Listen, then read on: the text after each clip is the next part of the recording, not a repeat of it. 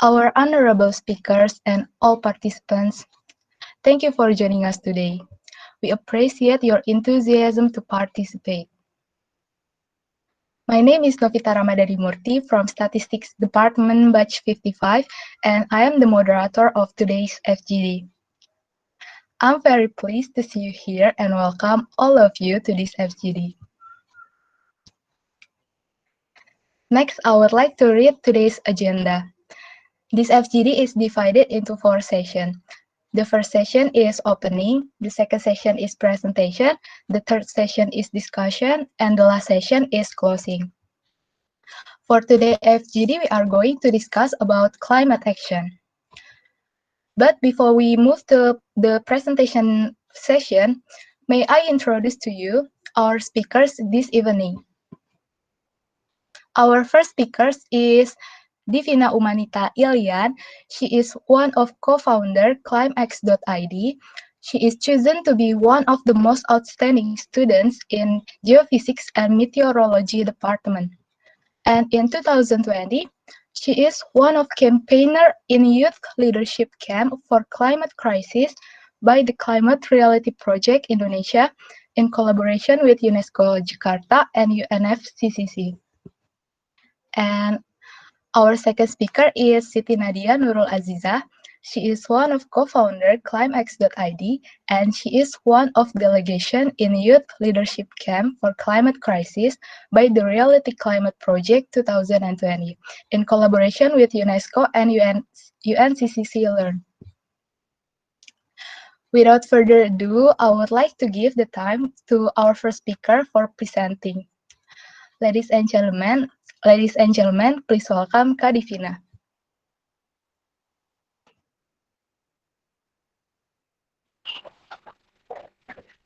Okay, thank you very much for the moderator, Novita. And good night, everyone. My name is Divina. I am one of co-founder of climex.id. And may you share the screen?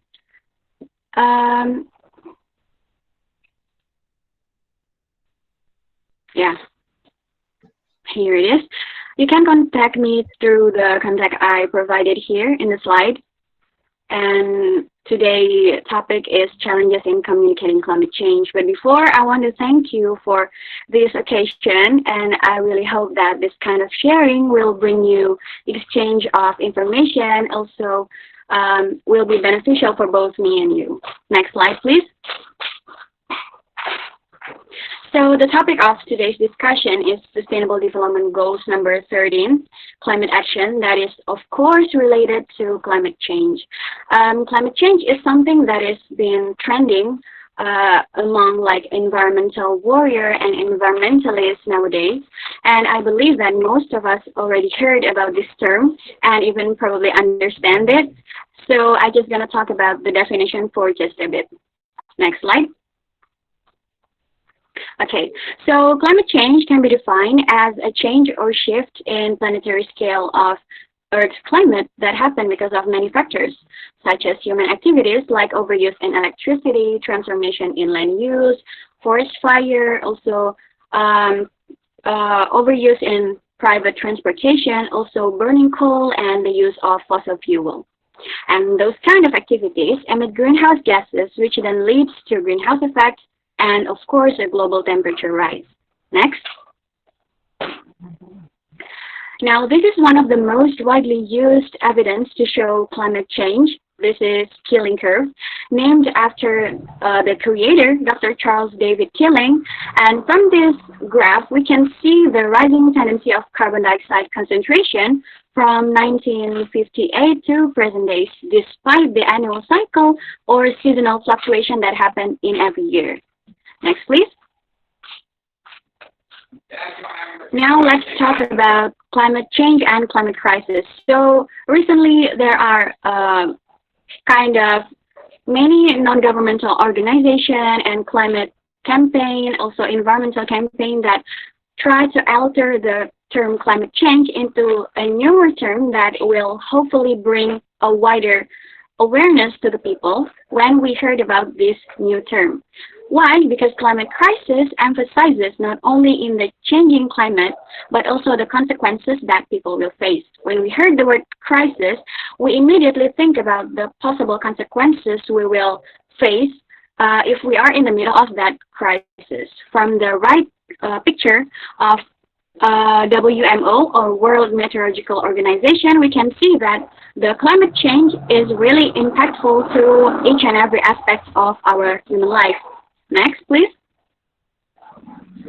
Now let's talk about climate action. So around 1 year ago, CNBC and the Jakarta Post released an article that is really sad for me, that said Indonesia is the major country with highest population of climate change denier. And this is also why the growth and the rise of, climate campaign and environmental campaign and those kind of movement is really encouraging for me, and it's really a happy news. And I also want to share to you one of my favorite things about being in this movement, being in this community, that there is no win or lose in this kind of game. In fact, this is not even a game, because there's no competition between one and other movement. When there is more people joining a movement, for example, it's a win for the planet, which definitely means a win for us too. Next, please. So now you probably think about, what are the challenges? What makes communicating climate crisis so difficult? Before we jump into our main topic, I would like to hear your opinion on this. Why? What do you guys think is the most challenging problem that we face when we try to communicate climate crisis? You can open your microphone to answer this, to give your opinion.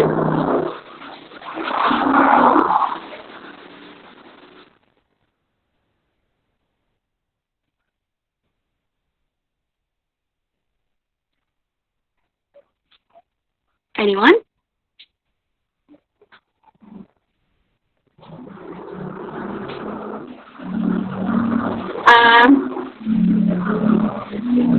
Okay, so let's just jump into our main topic. So according to Moser, in her paper in 2010, she has quite many points, but I'd like to highlight some new points and make it as brief as possible for the sake of time, of course. The first one is invisible causes. We all know that the greenhouse gases that is the prime cause of this phenomena is literally impossible to our own eyes to see, and it does not have direct and immediate health implications. And I think it's our nature that we tend to, need more time to accept or to grasp a fully invisible concept, for example, like sociology and economy and such things. And I think that is why communicating climate change needs more efforts. Next slide, please. The second reason is self-interest, justice, and humanity's common fate. What the sentence means is that there is self-interest of many powerful forces in society, like the government or the capital owner, the policymaker, and the top 1% of society that insists on the status quo. Why? Because of course that is way easier, and also much more comforting than if we have to confront the harsh truth. Also, there is some kind of preference in vast majority of people to defend the comforts of our modern lifestyle. We already enjoy our unlimited source of electricity. We already enjoy our private transportation, our unlimited source of water and such thing. We already have the habit of purchasing clothing every month, probably, even though we know that we never use them and such thing. And that is one example to secure our financial fortunes. But we also need to remember that According to the green economic paradigm, there are three aspects of our life that is constantly interacting with each other. There are society, economy, and environment. And we have to keep them in balance every single time. Even the green economics paradigm stated that economy operates within social relationships and the whole of society is embedded within the natural world. So when the natural world is messed up, of course, it will affect the economy and society. Next. The third one is delayed or absent gratification for taking actions. So there is this kind of lags between the climate and social that makes it difficult to see the link between our action and beneficial changes in the climate. So like if we change our lifestyle to a more eco-friendly lifestyle right now, it doesn't result in immediate impact like return to a more stable climate or fewer extreme events or such thing. It happens gradually, and we need to be more patient when we're talking about this. Next slide, please. Yeah, the next one is inadequate signals indicating the need for change. This is the government role, because the government play an important role in creating the urgency to take actions. And one of the prime example of market failure is how emission of carbon is free, because many developed countries already have the solution for this. For example, in European Union, they have carbon markets or carbon tax. In Norway, also green tax reform in Germany. And yeah, but fortunately, Indonesia have already taken a step further by creating this policy called NDC, Nationally Determined Contribution, in the year 2020 by achieving GHG or greenhouse gases emission reduction target, which is 29% with our own efforts and 41% with international assistance. Next. The fifth one is distant impacts. So there is, as I've mentioned before, there is some kind of lack of immediacy in temporal and geographic distance between cause and effect. So emissions from any individual actions like ourselves in a smaller time span like weeks, like days or months does not lead immediately to a noticeable impact, but it required monitoring over decades and also accumulative data to prove detectable changes in climate pattern. And this is also why this whole phenomena is also a matter of communication, because not all people have the skill to read the projection of climate. Not all people have the skill to understand the maps of emission and such things. So the problem is not only in the interpretation process of those kind of data, but also how to transfer the information or communicating it into common people so it would be much understandable. Next. The sixth one is, and the last but not least, is broad spectrum of contribution. This is based on my personal experience. So I think there is always some sort of confusion when it comes to climate contribution. Why? Because when we talk about climate, we talk about something that is so in global scale or in like planetary scale, and we sometimes don't really think that our small action really contribute in the whole climate system. And this is also a challenge to convince people that they can do many little things to protect the climate. Also, that is, I think, why nowadays movement and environmental campaigns tend to specify themselves in smaller and more organized action, like bring your tumbler, also use your stainless straw, and gerakan piring bersih, and such things. Next slide. Okay, now according to my last problem or my last challenge, I would like to share this. So this is a very important information. You can share this with all of your friends, with all of your family, with all your surroundings, and uh, literally everyone else. How to contribute in protecting the climate. Next one. So by doing these little things collectively, we can actually tackle this kind of issue. The first one is try gardening and planting trees. I think the fact that tree is really good for the environment. They provide you oxygen, they absorb carbon dioxide, and such thing is already widely known. And I don't think that this needs more explanation. So while you are working from home, while you're in quarantine, why don't we try some kind of new hobby? For example, like gardening, probably. And next one. Yeah, save water and energy. Don't forget to turn off the lights when you're out of the room. Also, don't forget to close the taps, and yeah, just use them when you need them. Next. Take a walk or public transportation. When there is option of try to take a walk or public transportation when there is an option to it. When you have to, walk in a smaller distance probably, or when you have a bike, just take it and start cycling.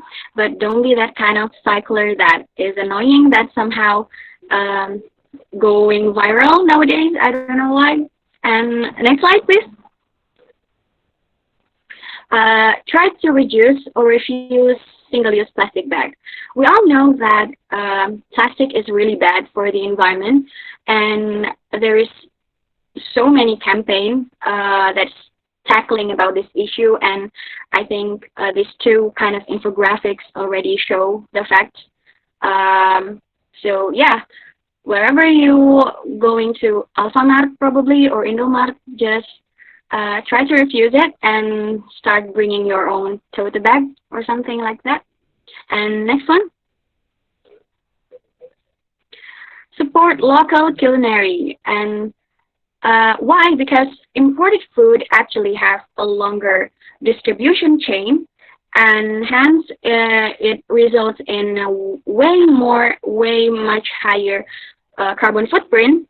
From the right infographic, we can see how to slash your footprint, and we can see that the footprint made from imported food that have to travel by airplane have the highest carbon footprint and such things. Next. Don't waste your food. Make sure that you ate all of food in your plate, and just take a small chunk of food or a small part of food that you're really sure that you will eat it. Because food waste really emits greenhouse gases also, like methane, and it is really one of the big problem in Indonesia. Next. This is the last one. So try to thrift, swap, and don't be a trend chaser, or as what I call it, impulsive buyer. Just buy clothes when you really need it, and when you purchase them, make sure that the quality is really good and it will last long. And talking about clothing, talking about fashion, my friend next will be explaining to you why fast fashion is interconnected with climate change. But that's all from me for now. Next slide, please. And thank you very much. You can also keep in touch with me by contacting me through the information available in the slide. Thank you very much. Wow, such an interesting presentation, right? Thank you very much, Kak Divina. Okay, now let's move to our second speaker. Please welcome Kak Nadia.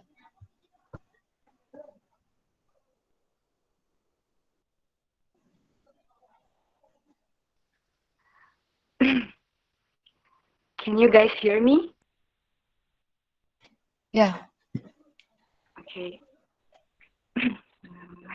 Hello, everyone. I am Nadia, part of Climax.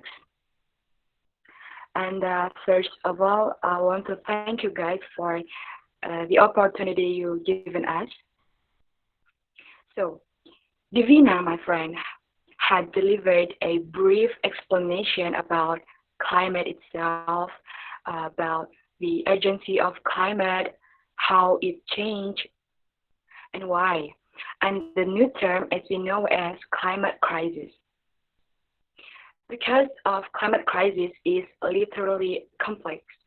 It could be any combination of a bunch of a complex things. And now we're going to talk about one of the causes of climate crisis and what we can do. For further ado, I want to introduce you guys Climax. We're an environmental movement. We are alumni of YLCCC 2020, Youth Leadership Camp for Climate Crisis that organized by the Climate Reality Project, UNESCO, and UNCCC Learn. So, as I said before, that we're going to talk about one of the causes of climate crisis that are related to climate's background. So before that, here's our tagline, Climax. Let's bring climate action to the max. Okay, next please. Okay, before we develop Climax, we considered there are some environmental issues that are underestimated, but in fact, this issue is as urgent as another environmental issue. So here's our background, the problem, and why is it important to address this problem. So here it is. Textile and fashion industry is the second biggest waste contributor in the world. The volume of clothes being consumed is increasing. The impact of the textiles industry, already one of the biggest polluters. People in developed countries today own many more items of clothing than they can actually wear. And with China and India following this dangerous trend, the absolute quantities of clothing consumed could rise even further. Then, until now, the main solution to overcome this problem is by donating unused clothes to other people. Then, the average rise of garments purchase rate is around 60%, with the durability rate decreasing 2 times faster than 15 years ago. This condition is also aggravated by the occurrence of the rise in the production and consumption of fast fashion trend. This fast fashion trend is a constant fast changing of trend mode that is seasonal and mass produced. Fast, cheap fashion has changed the way we dress. It has also changed the way you think about clothes and what we do with them. We buy more clothes than ever before. We wear them fewer times. Sometimes they are not worn at all. And while our wardrobes are cluttered with rarely used clothes, we are also treating clothes as disposable items. But that brief explanation about fast fashion was made us thought that how could fashion is interconnected to climate crisis? Since we, Climax, our background is not fashion, but we're just curious. Is there any connection between fashion and climate crisis? Okay, next please. So here, I'm not going to talk about what is climate crisis because Divina was just told us about global climate crisis. So now we're going to talk about the purpose of Climax itself. The campaign we held about tackling this climate crisis. So we have this not so fun fact. High energy use is another reason why the fashion industry is considered one of the most polluting in the world. The purchase and use of clothing contributes over 850 million tons of CO2 a year from manufacturing, logistics, and usage such as washing, drying, and ironing. These huge million tons of CO2 just enter our atmosphere increasingly year by year, and that cause of global warming then contribute to accelerate of climate change. And we as human being and also every living creatures on earth will definitely face the consequences. So that's how fashion is interconnected to climate crisis. Okay, next please. Okay, before that, the main message of our campaign, Climax, is to raise awareness and lower the fast fashion trend around the majority of people by encouraging sustainable fashion habits that is climate friendly. And since our target audience of campaign is mostly youth, we did a social media campaign because social media is best platform that very close and youth friendly. We did a social media campaign about the urgency of how massive fast fashion trend contribute to climate crisis, and of course there's something we could do. Social media campaign to persuade people, youth, to have awareness of this issue. And there's something we could do to reducing the amount of fashion waste by several ways, such as slow fashion. Slow fashion is a principle that opposite of fast fashion. Of course, using wearable old clothes, buy good quality classic pieces which will last. There's mindful shopping, purchasing thoughtfully and only if it's really necessary. Then ethical brands. This is kind of eco-friendly, climate-friendly brands. And also thrifting, to prioritizing to purchase second-hand clothes, and again, if it's really necessary. Nowadays, doing social media campaign is quite effective and fun way we could do to raise awareness of this issue because we are all know our situation, this pandemic and all of this that insisted us to stay at home. So yeah, why not social media campaign? Okay, next please. Okay, so basically, as an environmental movement, we Climax is just as young as a new baby born, but better late than never. I mean, there's no late in campaigning climate crisis, since Indonesia is the country with highest population of climate change denier. So there's no late, and of course, uh, this is our future plan. Hopefully, there's climate talks, a climate-friendly webinar, Shift to Trees, a bazar thrifting, hashtag Bongkar Lemari movement, a massive challenge to unload the whole wardrobe and pick some unused clothes for being donated. Also, a workshop to make useful products from unused clothes. So that is all our future plan. We hope this situation is get well any sooner. So yeah, we hope the best for our Earth, so we can do this together. Okay, next please.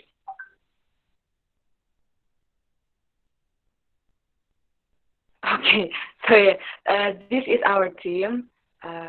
Should I skip this slide? There's Siti Nadia, Salman Al Farisi, Divina Umanita Ilian, Rantau, Adrian Fajri, and Fahri Labib. I think next, please. Okay, I think that's my final, last but not least slide, my end of presentation. And I have this as, closing statement. Maybe being in environmental movement, there is no lose in this game. It's not even a game. There is no competition between each of us. When there are more people joining the environmental movement, it's a win for a planet. It's definitely a win for us too. Uh, Crisis doesn't need to be a scientist, a state officer, intelligence, or age. We just need to be a human. We are all living this planet, our Earth. So let's tackle this climate crisis together. Thank you. Okay, thank you very much, Kanadia.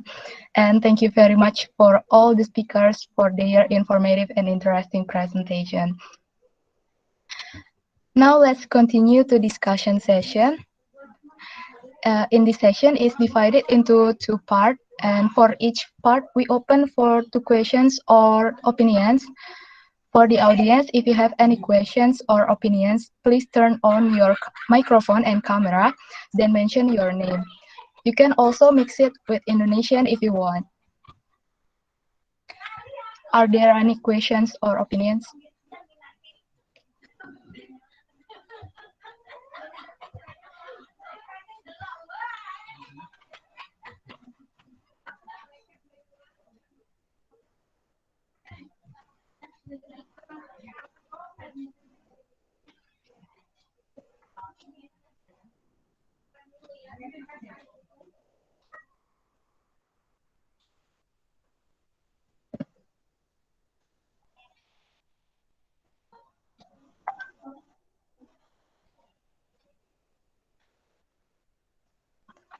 Oh yeah, in the room chat we have Kak Fikri.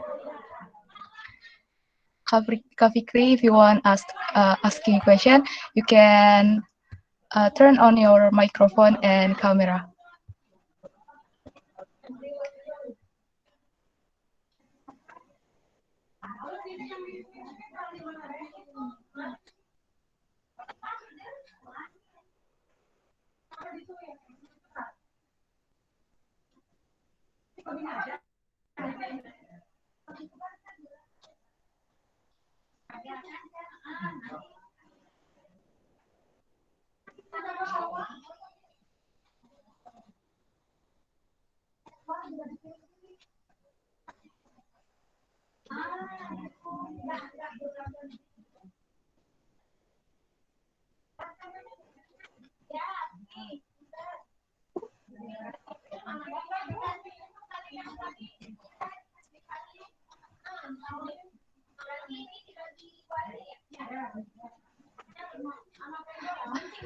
Kak Widi, it's okay if you cannot turning your camera on.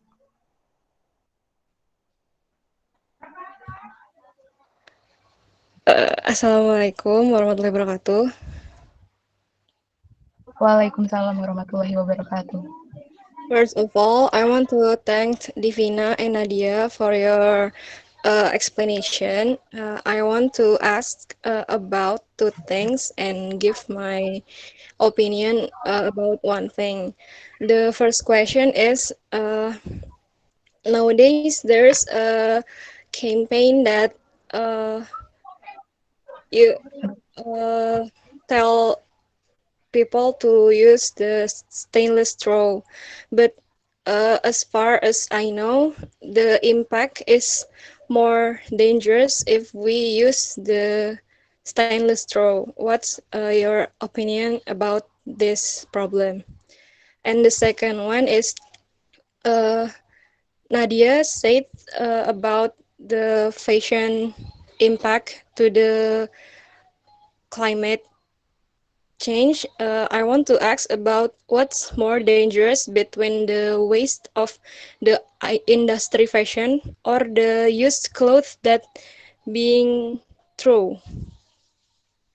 And I want to give my opinion about the newest trend in the youth that uh actually I really glad to know that the youth nowadays have a trend to back to 80s era or like uh, really like to use vintage clothes that make thrifting is trending nowadays. I think it's such a great start to make youth have a kesadaran about this situation. Okay, thank you.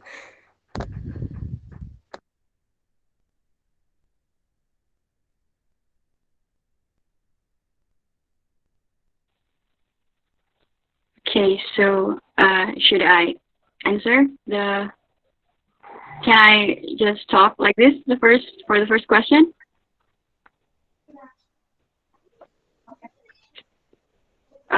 So Yeah, it's okay. So first, Fitri, where is the largest carbon dioxide emission on Earth, including in Indonesia? This is kind of fluctuative, as far as I know, but there is some kind of characteristic where that you will know when some area have the largest carbon dioxide emission. The first one is there is no vegetation because uh, it has more denser population. Also, um, there is some kind of land use transformation from like vegetation into settlement and such thing, and industrial area, for example. So I think the best answer to that is the urban area for Indonesia, for example, like Jakarta, of course. Also, the you know the news that we will move our capital city into Kalimantan is really frightening to me because Kalimantan is one of the most uh, widely known tropical forests that we have. So if we transform those land use and the land cover into settlement, into capital city that will be urban area, I think it will be bad for the environment. But yeah, let's see what will happen in next or in the future, probably. But the answer is, of course, in the urban area. But on the global scale, is probably the most appropriate answer is country like China and India, because they have population that is so dense, and probably each of human can, release carbon footprint that is quite much. And I think that is one of the, factor that affect the carbon emission. And the second one is from Widyananda. I think about stainless straw. The first intention is good, actually. So we want to, reduce our use of plastic straw, but we also have this kind of paradoxical problem because when we use stainless straw, it has also carbon footprint in the process of making the straw itself. So yeah, it's somehow confusing, but I think if we think about the longevity of the use of this kind of straw, of this stainless straw, I think if we keep it longer than the process of distributing it, I think it will be fine. Or if you want to avoid that kind of confusion, try to use bamboo straw or pasta straw if you're interested, probably. And yeah, that is why I also would like to add something, that climate science is really something that is complex, as what Nadia mentioned before, because it is interconnected with multidiscipline science, and we need to know the process of making the product we use now. We need to know where they decompose and things like that. And yeah, that is why think the solution is not easy as we think. I think that's for me.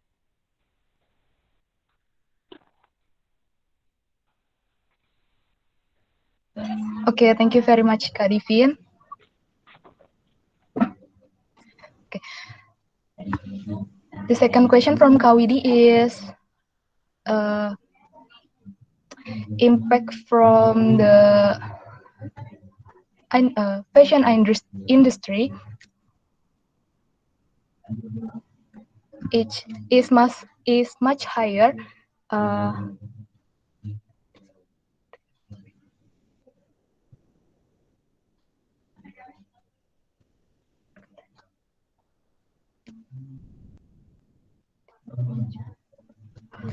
Oh yeah, okay.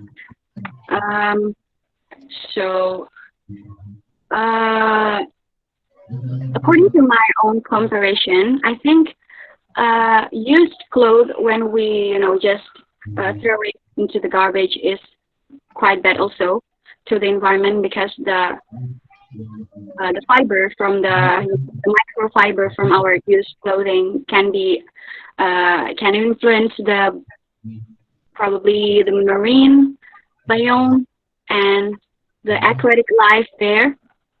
And that's also why when we donate our clothing, probably just buy them into some kind of thrift shop or some those kinds, or we try to purchase them, we try to thrift them, make sure that you see the quality first, because it is also one of the bad effects from these used kind of clothes.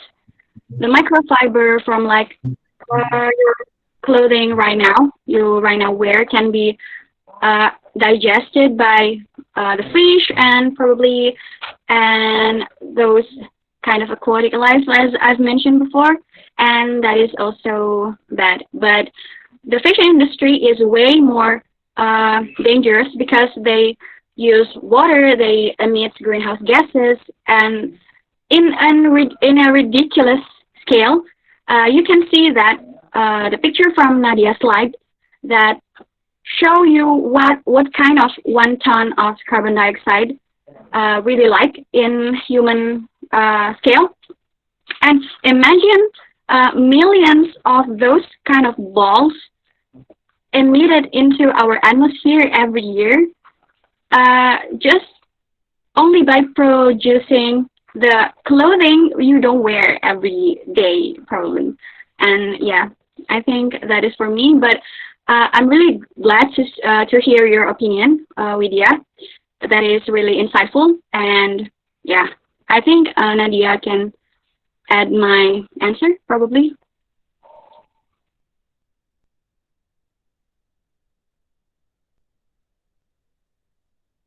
Okay. Thank you, Kak Divina, for the answer. Next, if anybody want to ask question or giving opinion, you can turn on your microphone and give the opinion or question.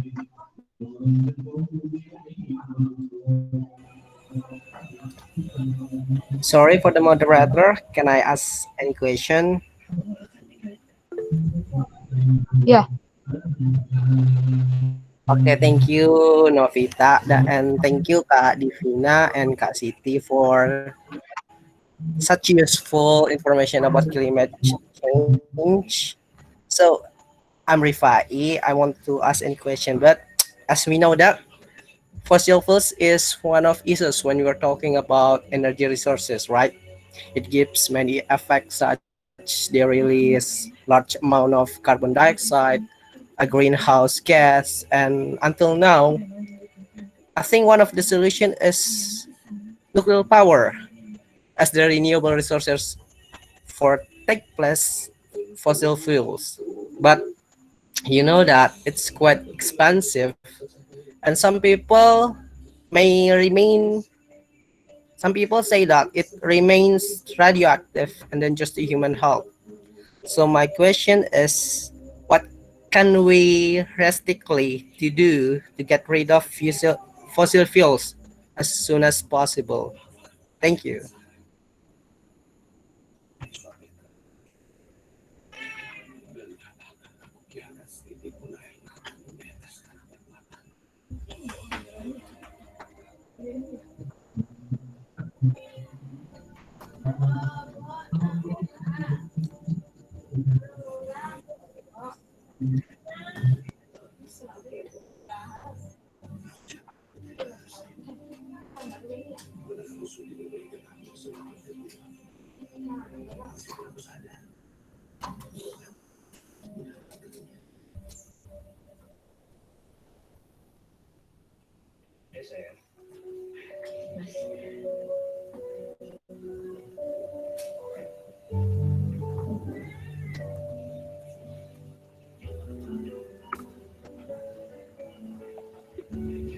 Is there any more questions?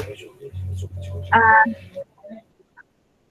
the last part contains two questions, as I remember. Probably one more question. Right?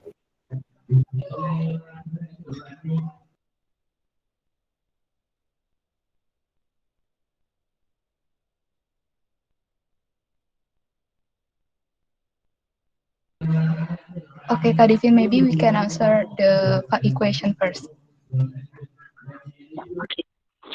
So this is really challenging because um, I'm not from this kind of field, from the field of energy, but I will answer this um, as best as I can. So the word drastic is really heavy for me.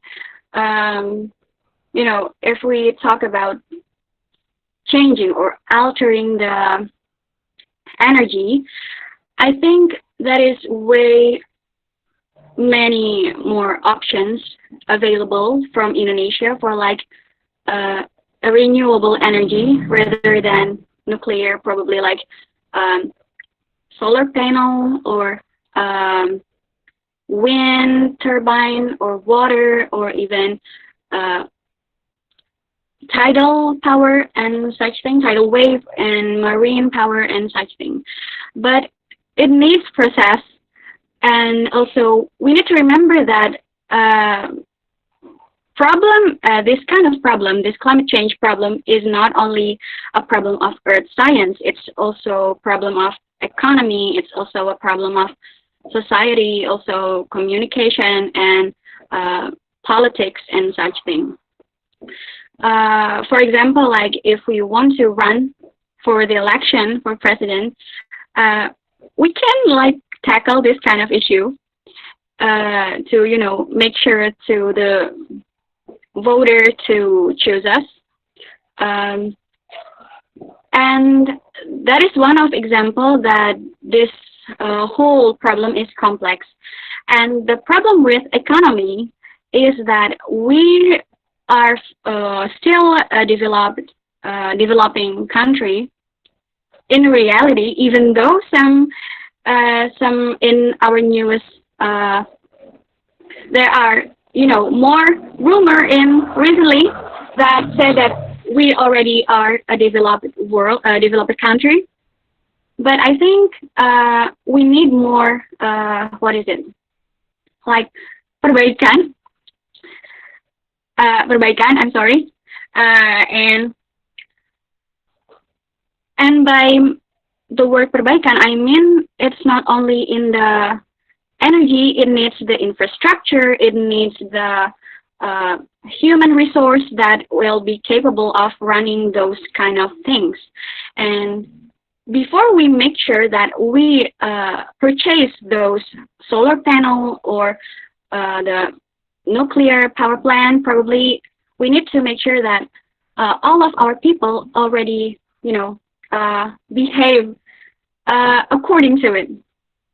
And I think that is one of the most difficult part about changing and transformation of this energy to a renewable energy.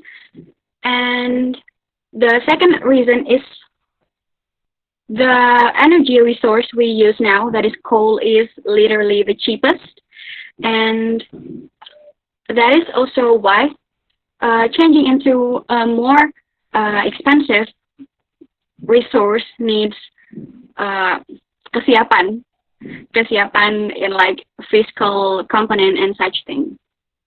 So probably the drastically realistically do to get off fossil fuel as soon as possible is, I think, to give more awareness. I know this sounds really cliche, but I think this is really literally the problem, because as you can see that most of our population are a climate change denier, is a climate change denier, and I think that depicts how bad our perception of climate are. I think that's all for me.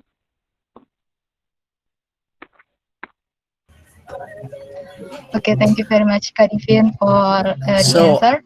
I think yes, Novita. I think it's about the awareness of the people, right, Kak Divina? I think some people just don't want to change, or some people just do. Well, it's back to the people. It's themselves, maybe. Yes, that's actually right.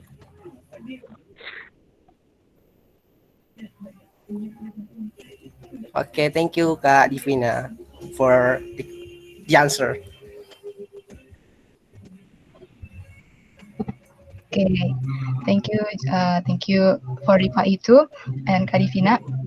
And we still have time. Is anybody want to ask question or giving opinion?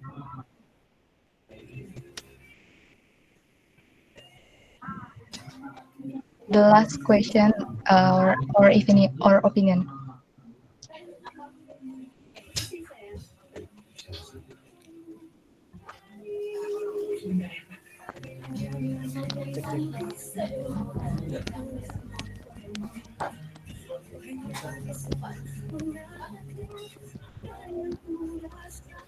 Can I ask something? Yeah.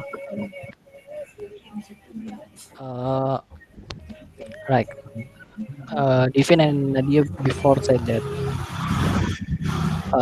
carbon pricing is the effective way to reduce the carbon emission. I'm so curious about it, and why does the Indonesian government yet to use this system like in other country, like in Germany or in Europe? Does it have any effect in other environment, like in economic or in social, maybe, that the Indonesian government does yet to use this system?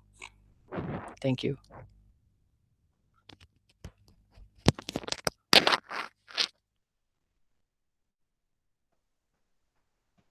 Mm. Okay, thank you very much. Rifai. Rifai bukan tadi? Rifai ya. Uh, Talking about carbon pricing, first of all, we need to understand the concept. So carbon pricing can be described more simple as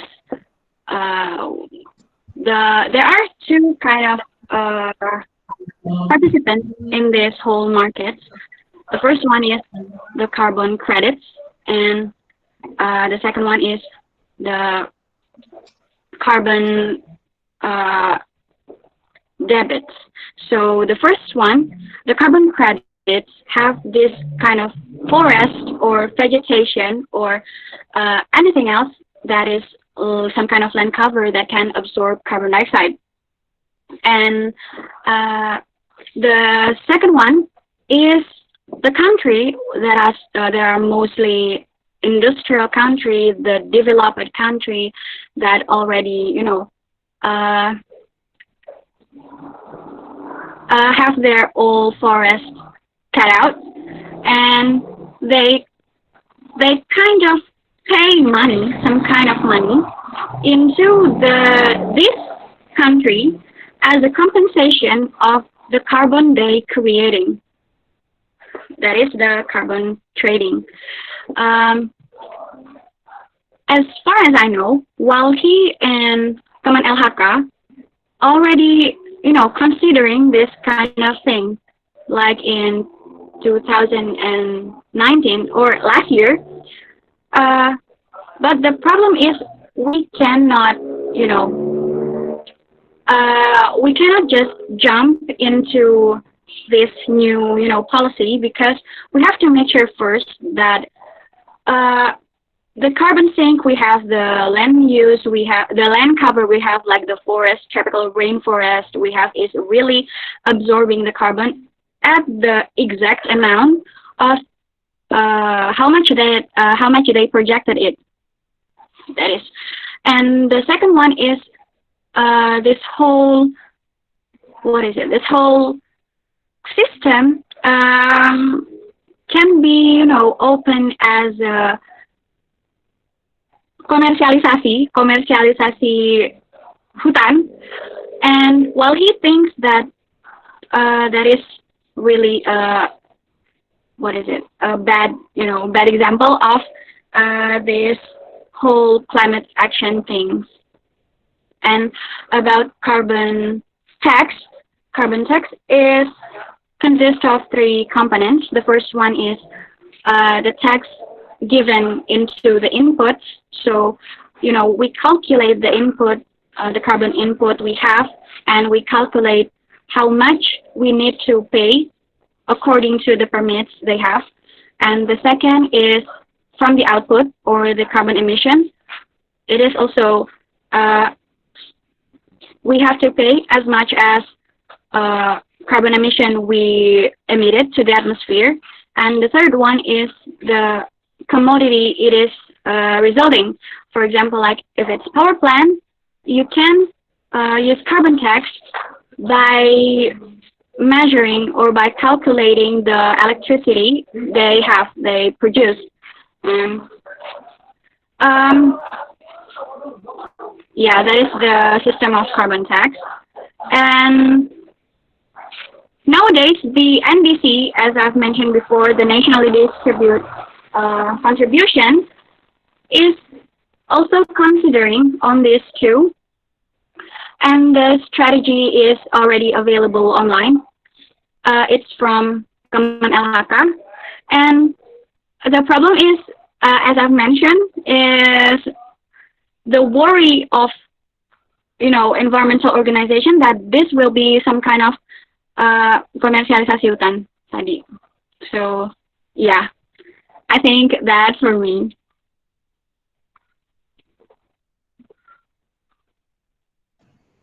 Okay, thank you very much, Kak Divina, for the answer, and thank you very much, Kak Fahmi, for the question. Yeah. Hopefully the discussion. Okay, sorry. I think this is the end of our discussion session. Hopefully, with the discussion session, we can change our view about climate action and climate change in the world.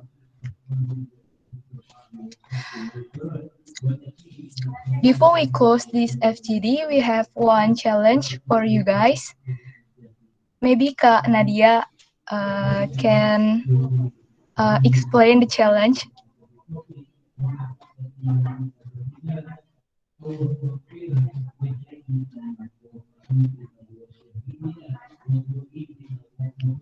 Okay, can you hear me?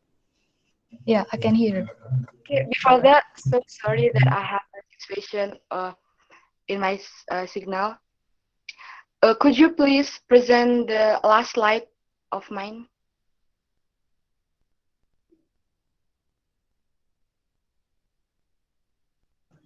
Yeah. Okay, so we have challenge. You guys could share your experience or thoughts about to contribute in climate action, and you guys could upload it in Instagram story and tag our social media at climax.id, at sitinadia.na, at Divina Ilian double Y. We have e-wallet for 3 participants. So yeah, that's the challenge. And we could use bahasa also English. Okay, thank you, Kanadia, for the explanation of the challenge. If guys already noted the challenge, right? So good luck, guys. Okay, ladies and gentlemen, finally we have come to the end of our discussion. I would like to say thanks again to the audience for your active participation. Hopefully the discussion will be remarkable and helpful for you all. Don't forget to fill the presence link in ipb.link/presencyfgd for SDGs. You can see in the screen.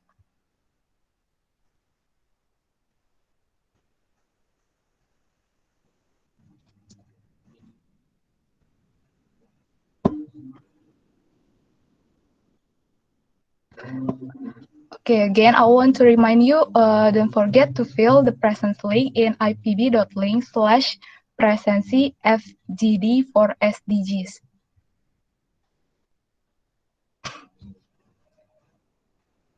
Okay. And now we get to the last session in this FGD, that is closing. This time, I would like to say thanks again for all the speakers for their informative and interesting presentation, and to the audience for your active participation. I would like to apologize for any mistakes and mispronouncing during the event. Thank you very much. Wassalamualaikum warahmatullahi wabarakatuh. Waalaikumsalam warahmatullahi wabarakatuh. Waalaikumsalam warahmatullahi wabarakatuh. Thank you, Kak Nadia. Thank you, Kak Didin. Thank you, Vivi. Thank you, Nadia. Yeah, thank you, Indah.